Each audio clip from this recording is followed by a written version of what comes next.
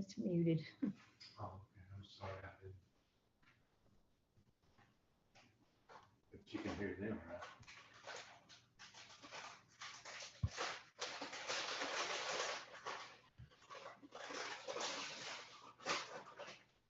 I'll go in.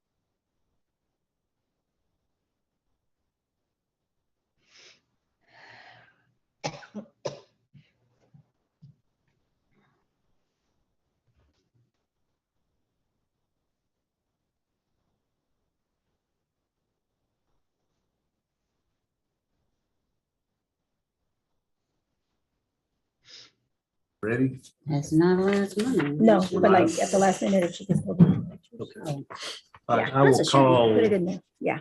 I will call the regular meeting for Tuesday, March 1st, 2022 to order. The time is 6:30. Everybody please rise for a moment of silence while I pledge allegiance.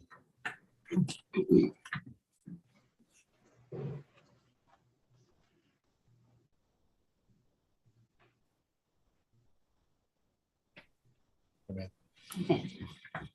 I pledge allegiance to the flag of the United States of America and to the republic for which it stands, one nation, under God, indivisible, with liberty and justice for all. First item, consent agenda, we have none. Next is citizens' comments. Do you have any citizens' comments? Yes, not. You don't have anything, Mindy? Item 6 is presentation, 2021 racial profiling report, item 22082. Good evening, Mayor and Council. As required by Texas law, I have provided each of you with a copy of the 2021 racial profiling report. The data itself is pulled from the police department, but the report, the audit, and the analysis of the report is conducted by Del Carmen Consulting, which is Dr. Del Carmen. He is the state and federal level expert, world renowned on performing these. That's why we employ him to do these reviews and compile this report for us and do the quarterly audits as well. Nothing substantial came through on the audits or the review of the data that was provided to him. There were no racial profiling complaints against any officers over this past year. And that's it. It has been submitted to the Texas Commission on Law Enforcement already for their review and collection as well. So any questions about the report?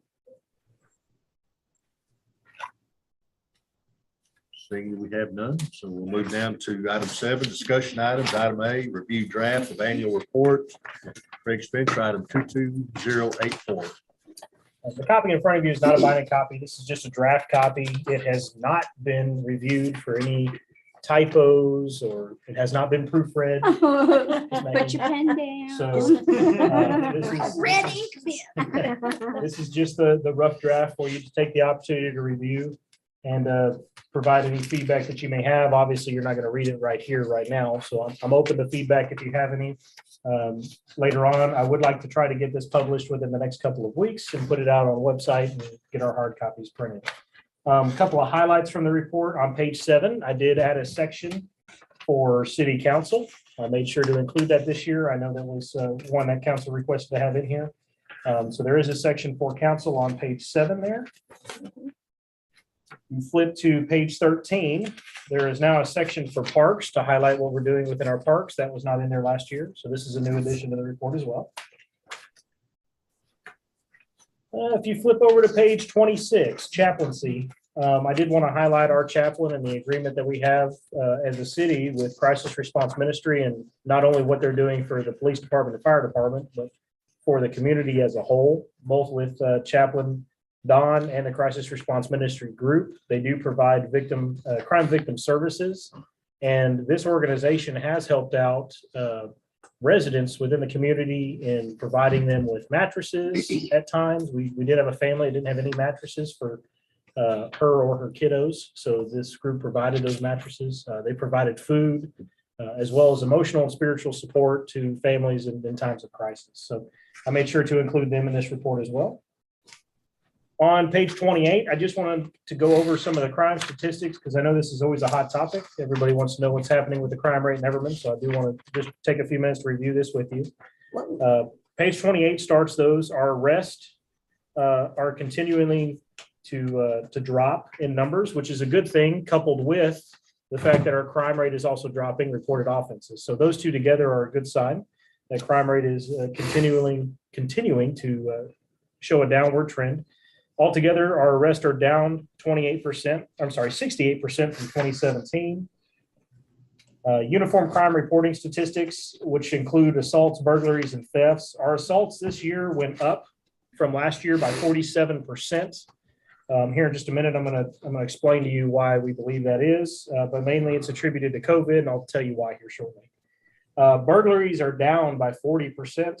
And thefts went up slightly by 10% from last year to this year. Overall, our crime rate is still significantly lower than what it has been historically. Down there at the bottom of that page, burglaries of a habitation have dropped by more than 96% from 2016. In 2021, we had 2 burglary of habitations. We have never had them that low. So that's the burglaries are tremendously have tremendously improved. Crime statistics on the page 30 is a breakdown of thefts.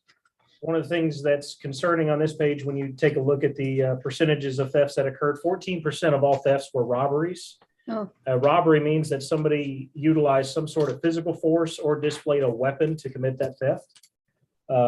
Most of these occurred at our convenience stores.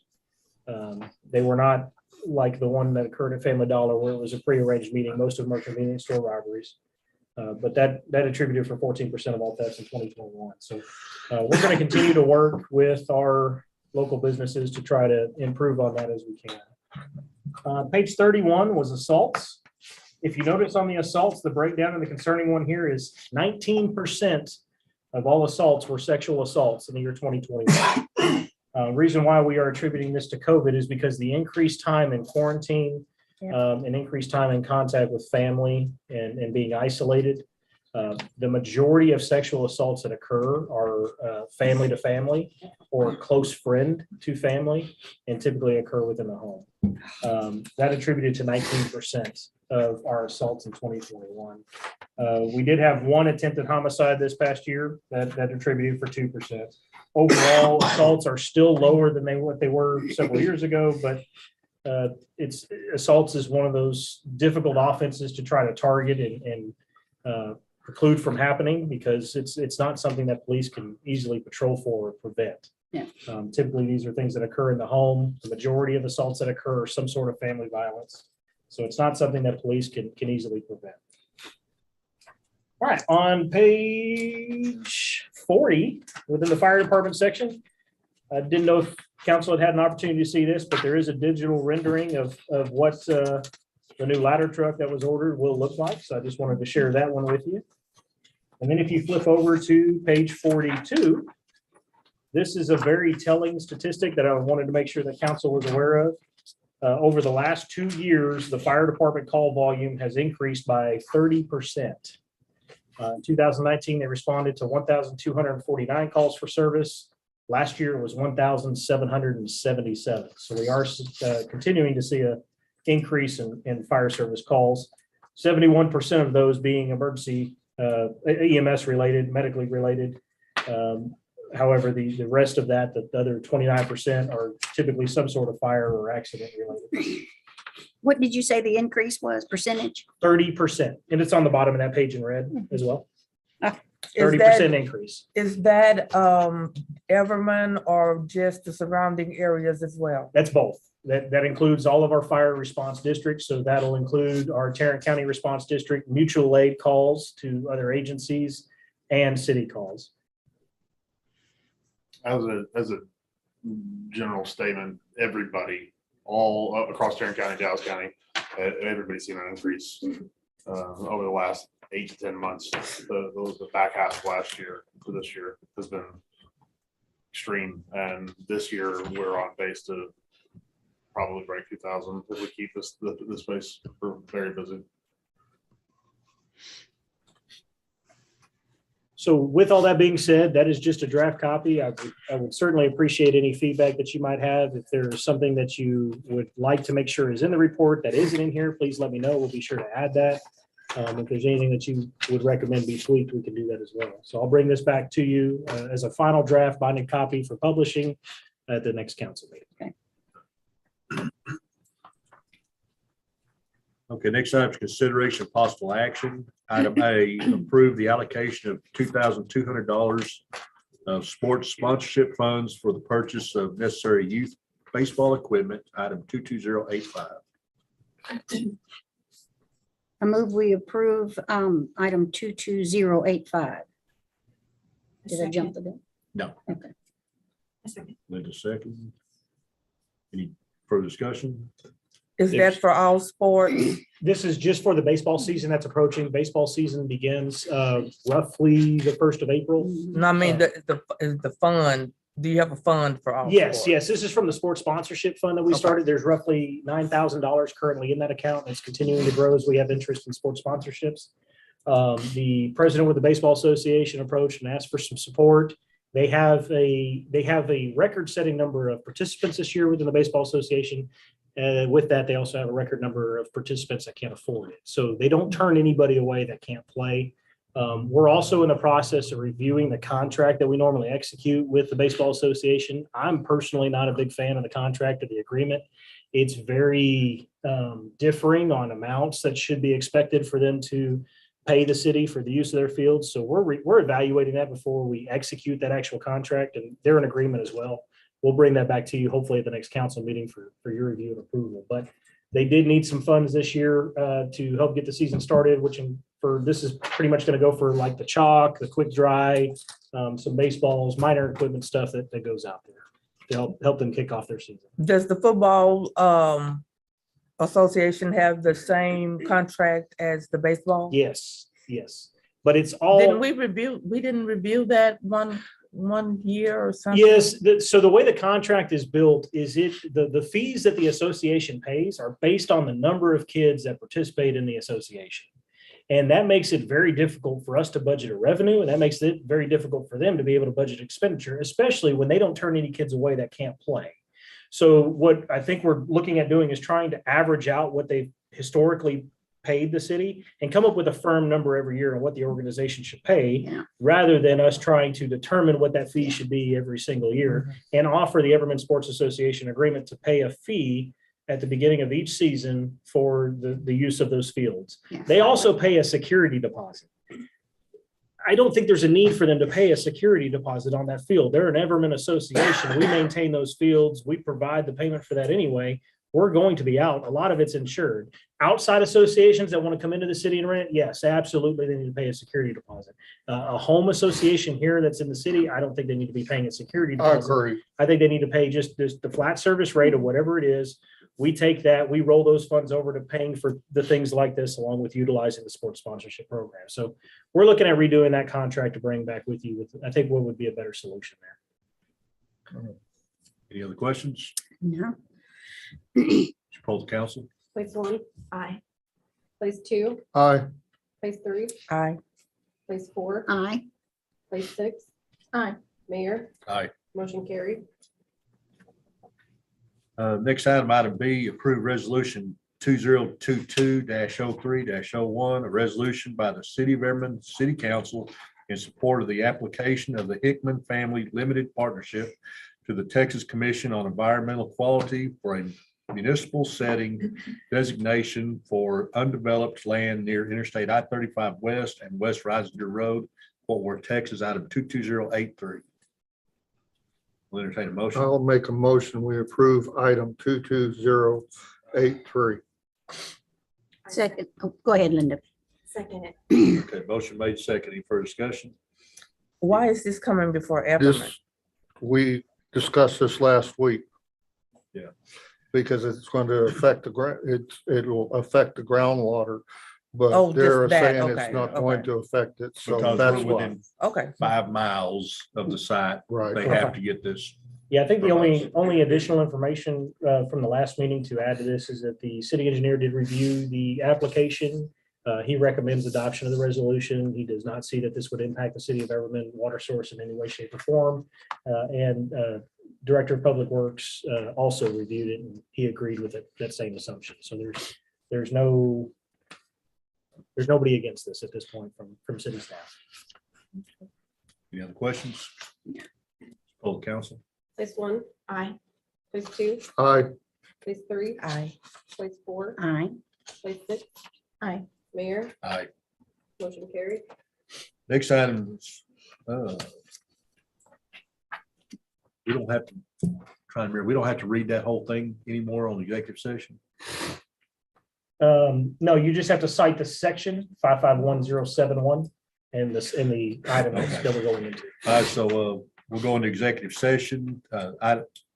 Item A is contract negotiations related to emergency services dispatch, section 551.071, which is item 22086, potential restructure of the Everman Police Department, section 551074, item 22087, and the time is 6:45.